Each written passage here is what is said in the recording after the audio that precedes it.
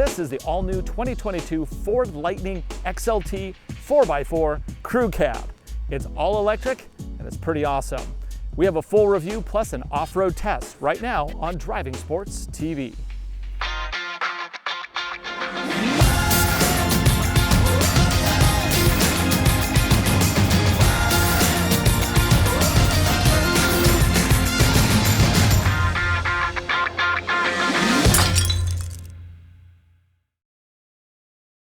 The brilliance of this new F-150 Lightning doesn't come from the fact that it's the first full-size, mass-produced, all-electric pickup. It doesn't come from the eye-watering acceleration, and it certainly doesn't come from the 300-plus miles of all-electric range. Arguably, the most important innovation with this truck is that it does all that without trying to reinvent the future. It doesn't have a yoke or crazy doors, and the glass is not bulletproof. But this truck will do normal truck things. That's the point. In fact, if you didn't know any better, you might confuse this for a traditional petrol-powered F-150. For many truck buyers that are interested in going all electric, this is exactly what they've been waiting for. A truck that can do truck things, but that is also a thoroughly modern electric vehicle underneath. The Ford F-150 Lightning we're testing today is the XLT 4x4 Super Crew with a 145-inch wheelbase and antimatter blue metallic paint. Price for this trim starts at just under $53,000. But as you see it here with a number of options, that bumps the price to $76,384 US, including destination. The heart of this Lightning is the dual motor extended range electric powertrain. Altogether, this system produces up to 580 horsepower and 775 pound-feet of torque, with an EPA-rated range of up to 320 miles on a single charge. When attached to a 150 kilowatt Level 3 charger, Ford estimates 41 minutes to go from 15 to 80% capacity. Of course, towing and hauling will affect range pretty dramatically. Keeping that in mind, maximum payload is rated at 1,800 pounds in this configuration. Maximum towing is rated at 10,000. In the back, it has a power gate with an easy drop. So the bed is powered here, and it has a number of features that are very specific to a work site. You have spots where you can put in clamps, you can measure on the gate. It even has bottle openers if you need to do that. This trim also gets tie-down hooks. Get in the bed is super easy. You just deploy the step, handles up for safety. Easy access. Now this does have a spray-in bed liner, which was an extra cost, but I think it's always a worthwhile investment personally. Our test truck also includes the Pro Power System, which effectively turns this truck into the largest rolling portable power system you've ever seen. The tires on our test truck are general grabbers, and they are a 275/60 R20 fitment. Not ideal for off-road conditions, but we're still going to do an off-road test a little later in this video. Cool party trick, using the fob, you can open the frunk. It's coming. There you go. Inside we have Pro Power sockets, and we even have a place to store ice because it has a drain hole if you want to use this for a tailgating party. Well, I guess it would be called a frunk gating party. Oh, that doesn't sound good at all. Under here we also get a charging cable.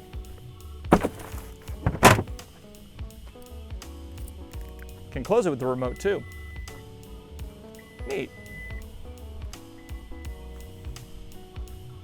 The key also can control the power lift gate.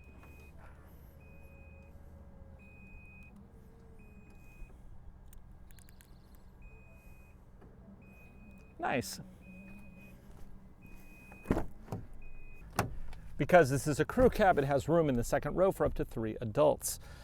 You also can fold up the seats for extra cargo capacity. And as an added trick, push this, pull that, and now you have a storage bin. But how does it do for regular adults? I am 6'1", legs torso proportionate. I got tons of room. I could even wear a cowboy hat back here. Probably don't want to see me do that, but I could.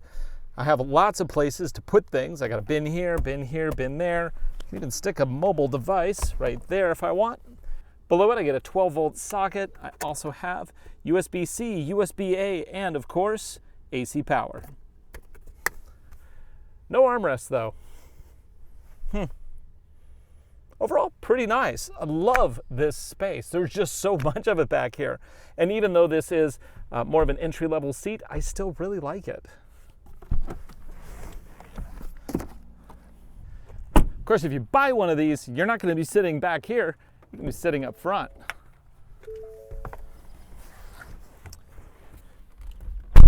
Okay, here I am finally in a F-150 Lightning.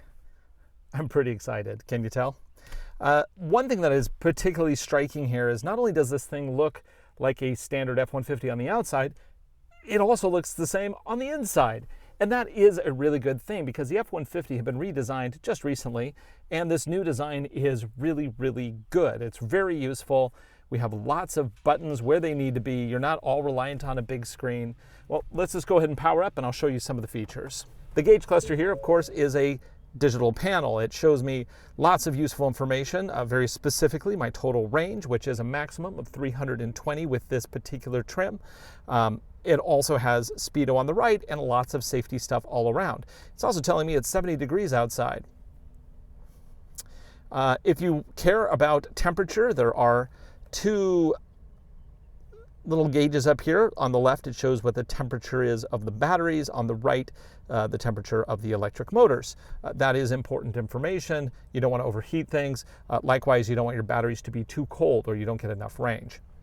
The steering wheel, standard issue F-150 stuff. On the left, we have adaptive cruise control with lane centering controls.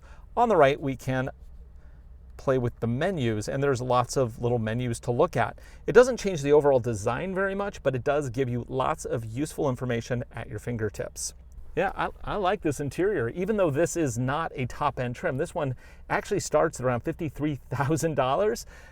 It's pretty cheap for a big electric truck. However, this does have options that do make it way more useful, such as the 4x4 system with the dual electric motors and extended range battery. That all adds a lot of money. Plus, this also has an option pack that gives you your towing and some other things as well. There are a couple different screens available. If you get like the top end F-150 Lightning, it's a massive vertical tablet like what we've seen in the Mach-E. Not so here, and I'm actually really happy for that because even though the Mach-E display is pretty nice, this one is just better in my opinion. It has actual information that you need here. Everything else is physical controls. I love physical controls, especially in a truck. We even get a trail brake control here and the Pro Trailer system, which is neat. This being an XLT, it has fabric seats and they're very comfortable. I get power adjustments on both sides, and I can even adjust my lumbar with a power button control right there. The seats are very comfortable. They have 3 stages of heating, and the steering wheel also has heat. A nice feature for shorter folks, the ability to adjust the foot pedal distance. That's really nice. So if I were to actually buy an F-150 Lightning, I think it would be very close to this exact configuration. Has a display I like, the seats are really comfortable. I don't feel like I personally need to buy a top-end trim. The most important things for me are, of course, range and 4x4 capability, which this one delivers on both. Now, that said, being 4x4 capability, you will note there is no 4-low here or, special tweaks. No, you don't really get that with an electric car. There's no reason to do a low range because the electric motors themselves are capable of crawling. You don't have to do a gear reduction to get that. Also, there are a variety of drive mode settings, and those are in the screen here. All I have to do is go to features for the truck, drive modes, and then here we can see there's normal, sport, off-road, and tow haul. And then I get one other setting down here for one-pedal drive. If you've driven a Nissan Leaf or some other electric cars, one-pedal drive basically allows you to do stop and go with just one pedal, traditionally being the throttle pedal. So, of course, there's no throttle body in an electric car, but you know what I mean. The go pedal. I actually don't like that. I prefer to roll when I take my foot off the go pedal and then be able to control brake independent. So I'm going to turn that off. Back to features, Pro Power system. This is a phenomenal system. Back when Texas lost power, was that last year or the year before? Anyway, people used the hybrid version of the F-150 to power their houses. Well, with this one, Ford has basically introduced the largest mobile battery pack, because you can just plug this thing into anything. I've seen people like plug their Teslas into this to charge them, which is kind of funny. What else do we have here? Onboard scales, such a cool feature. It'll actually tell you how much weight is in the back of the truck. Blows my mind nobody's done this before. I've put heavy loads in the back and I've wondered, is that maximum? Is that close to maximum? I don't know. Now it will tell me if I'm in the danger zone.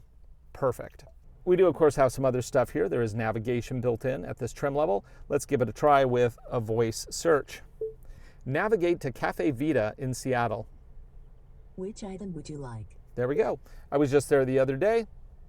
The one up in Capitol Hill, so good. Say or make yourself. Starting route to Cafe Vita. Once you have that system in, Obey traffic laws. very easy to use. But will it optimize here for charging? Now, once I put the trip in, you'll note that it tells me what my battery life will be at when I arrive. I'm currently at, oh, it changed my menu. I think I was about 80% or so. When I arrive, I'll be down to 73%. Now I'm going to pretend like I'm going to do a big road trip. I'm going to go to my favorite coffee place in Houston, Texas. Let's see. Let's go ahead and do that. Navigate to Boomtown Coffee in Houston, Texas.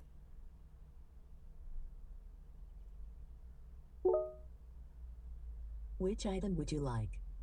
Cool. There we go. Number one. Would you like to set this result as the destination or as a waypoint? Destination.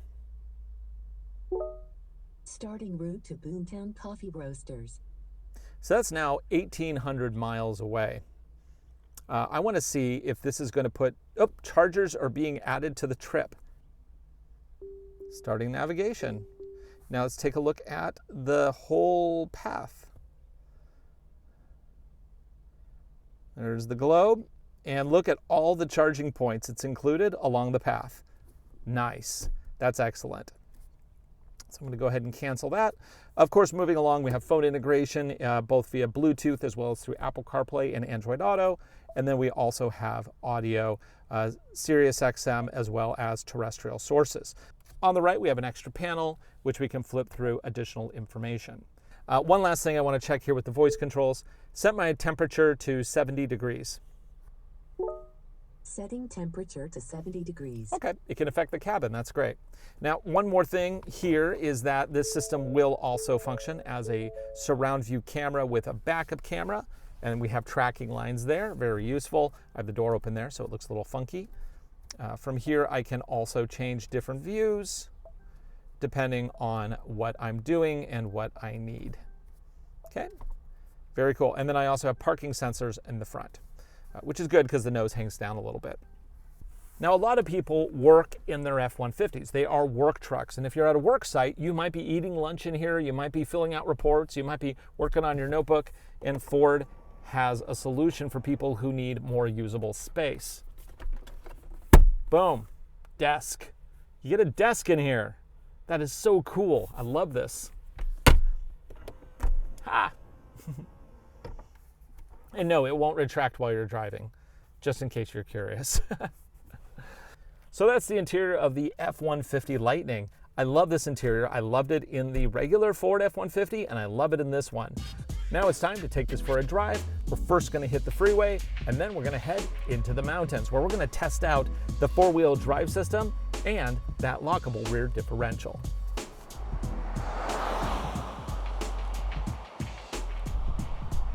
It's kind of like driving on a cloud of electricity. It's so quiet. All I hear are the tires.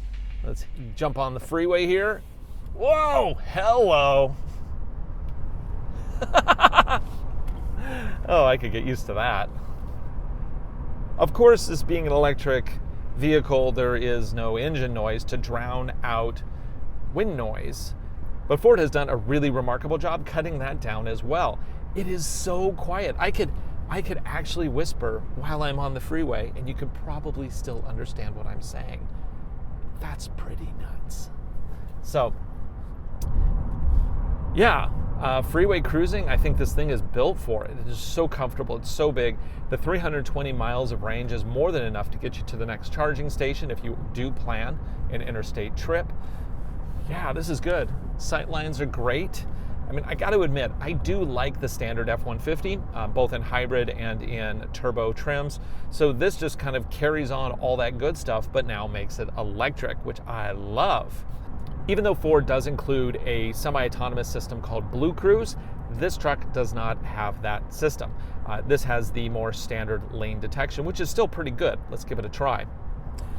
Let's set the speed, and we're off to the races. It'll pace the vehicle in front of me, and it'll steer accordingly.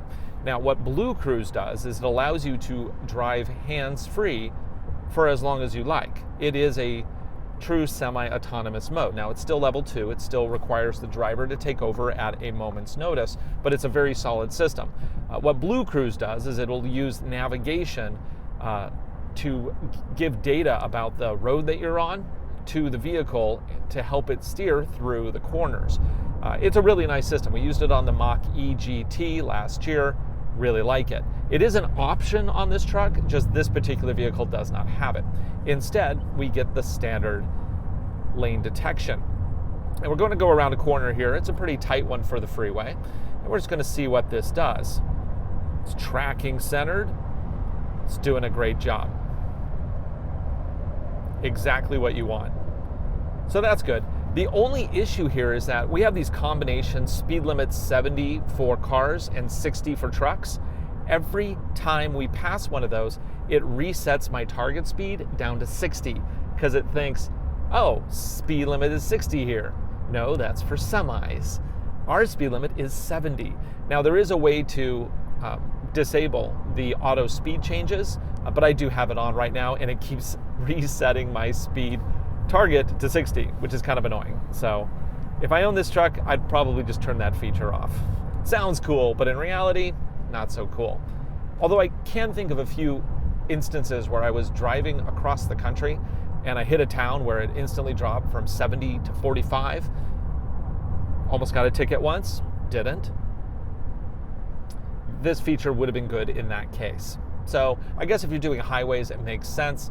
Here on the freeway, totally don't need that feature. So for today's adventure, we are going to be heading into the mountains on one of the test roads that we've used quite a lot.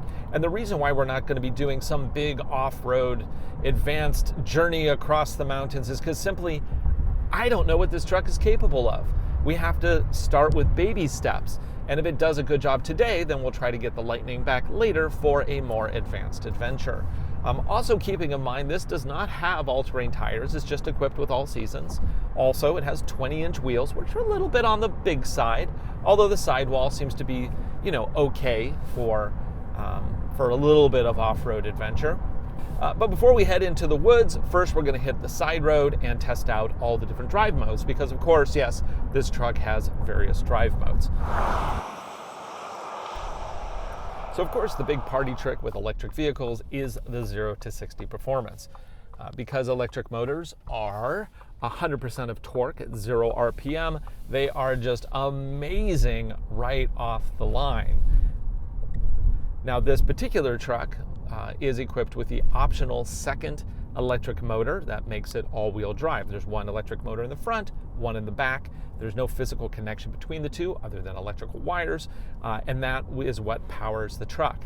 Now, the interesting thing here, this truck is a lot of mass, and when you are accelerating back quickly, the back leans down a lot, which, what does that do? It removes traction off the front wheels. So we have noticed in testing this truck, lots of front wheel spin. Keep that in mind when you see us doing what we do with the truck today. I love the fact that this truck has independent rear suspension. The issue with solid axle and leaf springs is that when you go over a disruption in the road, it really wanders around. It doesn't keep the vehicle tracking true. This one, it drives just so nice. Now, if you are hauling and towing every single day, you might prefer to run the leaf spring solid axle setup simply because those vehicles do have a higher towing hauling capacity, but also because electric vehicles aren't really tuned for towing and hauling, and it really comes down to battery capability. The moment you start pulling extra weight, especially the 10,000 pounds this truck can pull, you are severely limiting your range. Now, it might not be a problem if you're running like fleet operations or you're running, just around town with large objects, that's fine. But for any significant towing, this really still isn't the vehicle for you. And I know a lot of people buy trucks and they do very few truck things. They just like the size, the feel, the ability to have a bed. And for those people, I think this is almost the perfect truck if they can afford it. Now, the suspension, I think, still is on the soft side for driving in a sports setting. You're driving kind of faster than the suspension can really deal with. So it's a lot of wiggling and wobbling, especially on a side road like this that's not 100% smooth, but still fun. Now, we do have another setting here. We have off-road, which we'll test in a little bit. And then beyond that, there's a tow haul mode, which optimizes for that low-end torque for pulling large objects from a start. It is so much punchier in sport mode. I mean, like, that is huge.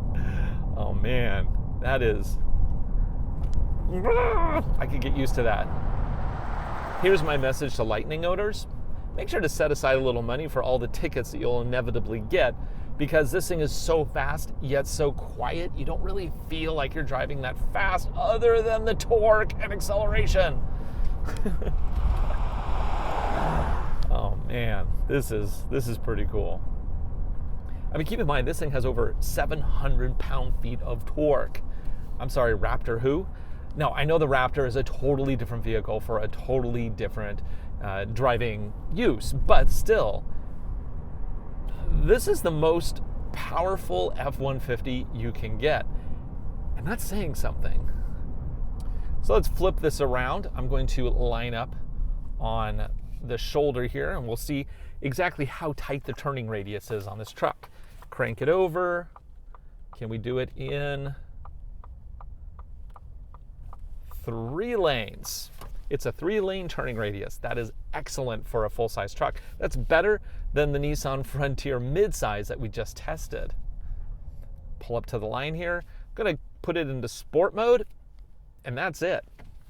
3, 2, 1, and go. Mercy, front wheels spin a little bit. And 60, 4.27 seconds. I am blown away. This truck is awesome. Oh man, it's great.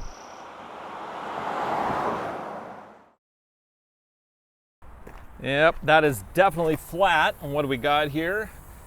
Oh, yep, we got, why don't you come on up over here and take a look? We got some kind of a screw thing, eyelet, in the sidewall. Sidewall sucks. Inside sidewall, I don't think I've ever had that kind of a flat. So we're gonna have to drop the spare and get this thing changed. So the kit to change the tire is behind the passenger rear seat. This should be everything that we need.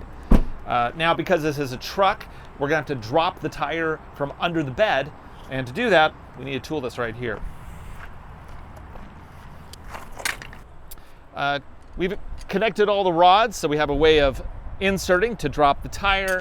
Now I just need to get access, and to do that we use a key which pulls out that spot, and then this goes all the way in. There we go. Now, one other thing here is that there is a tire chalk provided. I'm not sure why Ford is adamant that we put this on the wheel that is opposite of the one that we're replacing. Not really sure why, but I'm gonna do it because they said to do it.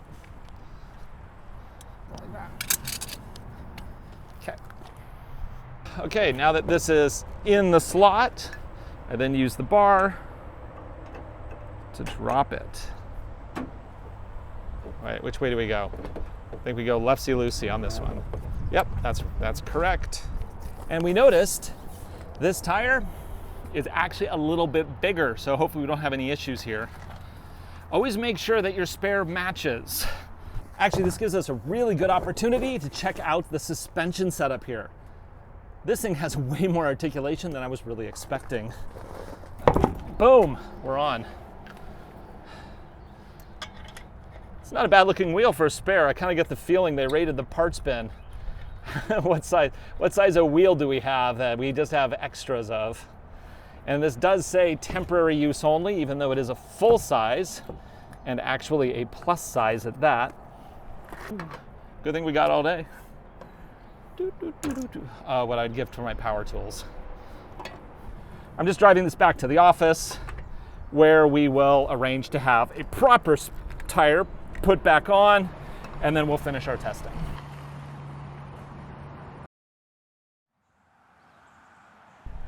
Here we are now 2 weeks later, and I'm back in the Lightning. We got the tire fixed, and it's time to take this off-road. Today's going to take us into the foothills of the Cascade Mountains, where we're going to see how well this all-wheel drive system works on tricky trails.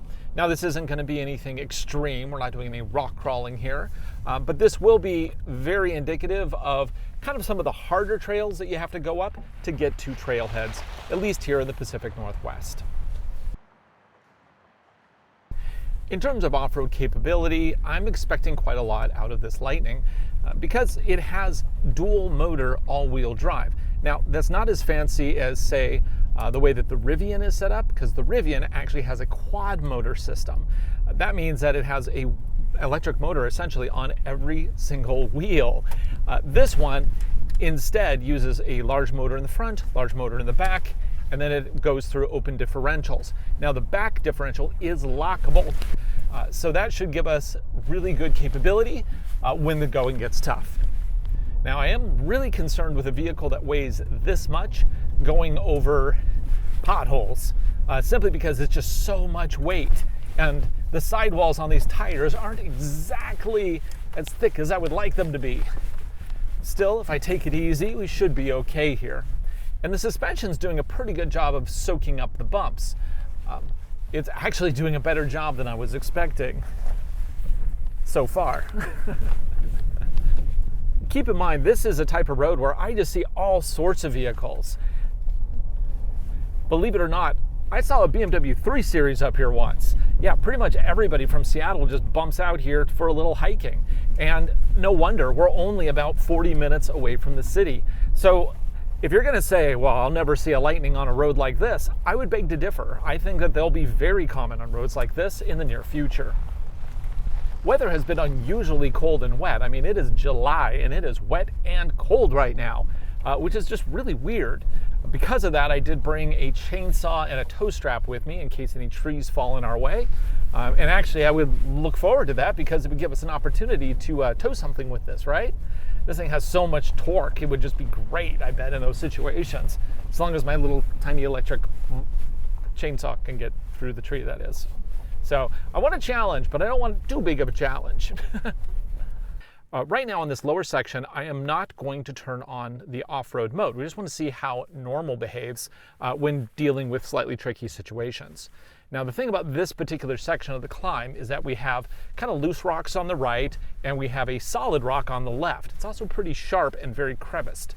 So it'll be interesting to see where the wheels fall. Will it remove traction? They also seem a little bit slick in spots, so we might just get some slipping from being wet as well.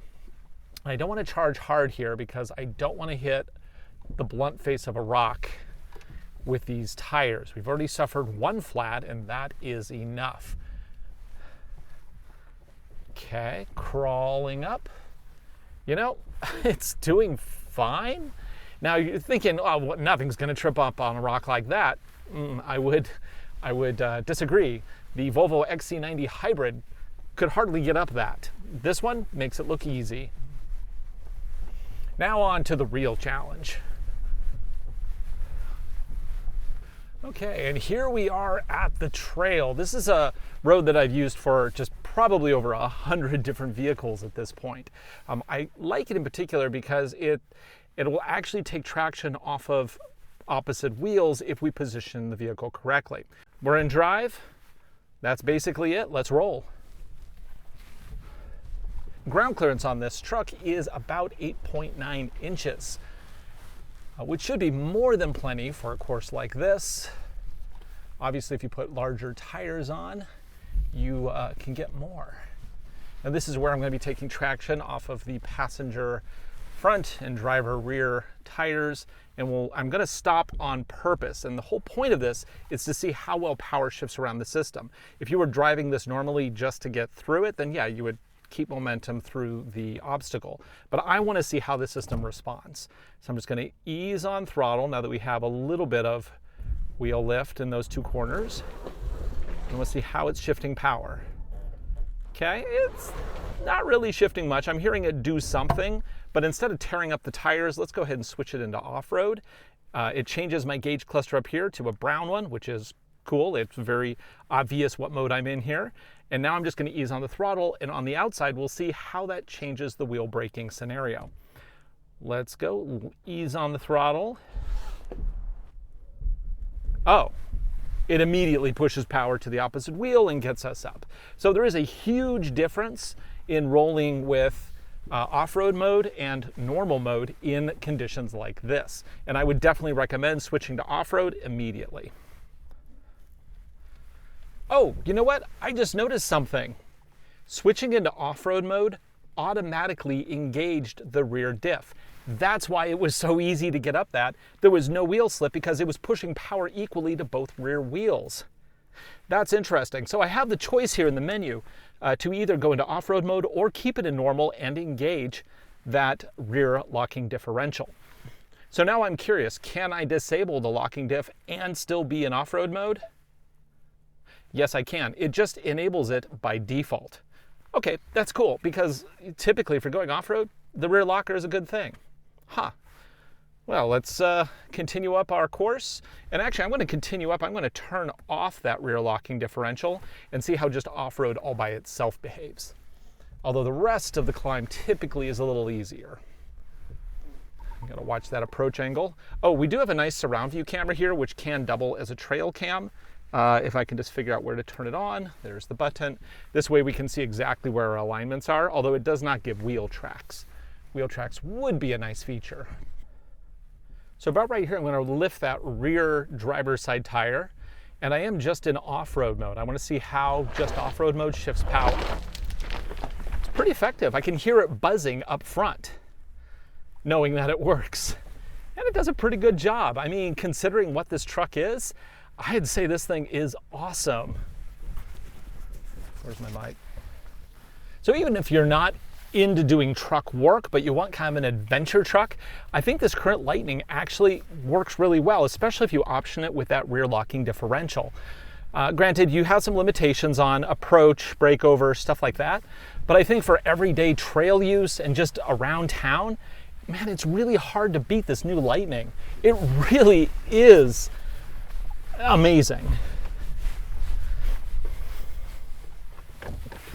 And if you do need more off-road capability than the Lightning, the only other real option right now is the Rivian R1T, and that does have quad motors, so it puts power to all four wheels independently. However, I think it doesn't work quite as well as a truck. Also, Rivian's a brand new company. There's no guarantee they're going to make it or that they'll stay in the consumer market. And I don't say that to sow doubt. I think anybody who can afford a Rivian and can successfully get one should consider it. It looks amazing. However, if you're barely able to afford something like a Rivian, the car business is hard. It is really hard. Tesla has shown us that. They have barely survived, and they've been on government subsidies for years. So for a company like Rivian, the deck is stacked against it, and I hope them the best of success because I love what they've been doing. I especially look forward to that SUV version of the R1T. I think it's called the R1S that's coming out real soon. That looks really impressive. But for right now, if you just want to spend some money and get a truck that does truck stuff, also does adventure stuff really well, I think you can't go wrong with the new Lightning. It is really spectacular. For Driving Sports TV, I'm Ryan Douthit. Thanks for watching. Be sure to like, subscribe, share videos. We make them for you, and I hope you enjoy them. Now, does this have hill descent control? Don't really see that it does. Let's just take our foot off and see. Nope. No hill descent control. Okay, we'll just go down with the foot pedal on the brake.